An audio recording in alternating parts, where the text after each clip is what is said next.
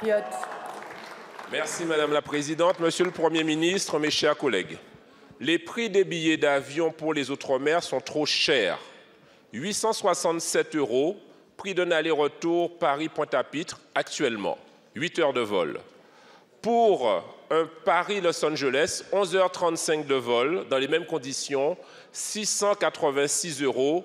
Monsieur le Premier ministre, il y a quelque chose qui cloche. Je me suis rapproché du principal fournisseur de kérosène dans le bassin Antilles-Guyane et des dirigeants des compagnies aériennes. J'ai pu constater que le voyageur ultramarin est littéralement la poule aux œufs d'or, ou encore le dénon de la farce, du financement des infrastructures ferroviaires françaises. Pourtant, des trains en circulation en Outre-mer, il n'y en a pas, patini.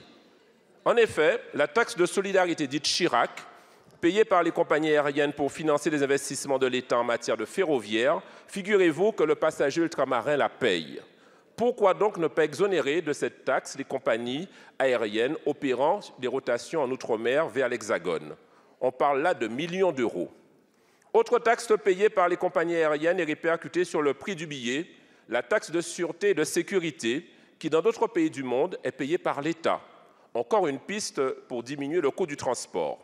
Ensuite, Monsieur le Premier ministre, venons-en au coût du kérosène. Fixé librement par les vendeurs de carburant, ce coût représente autour de 30% du prix d'un billet d'avion.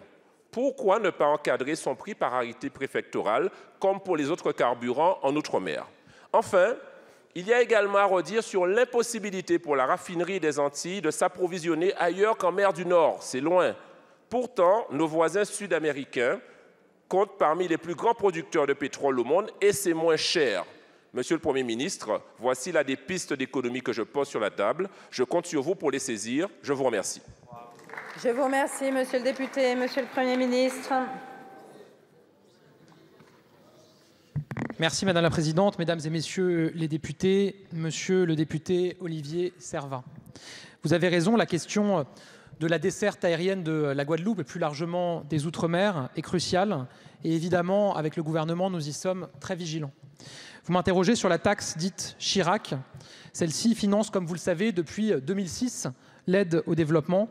En 2020, elle avait été majorée d'une éco-contribution qui permet de financer la décarbonation des mobilités des Français grâce à des investissements dans des infrastructures de transport durable, notamment le ferroviaire. Ça représente 1,50 € par billet en classe économique.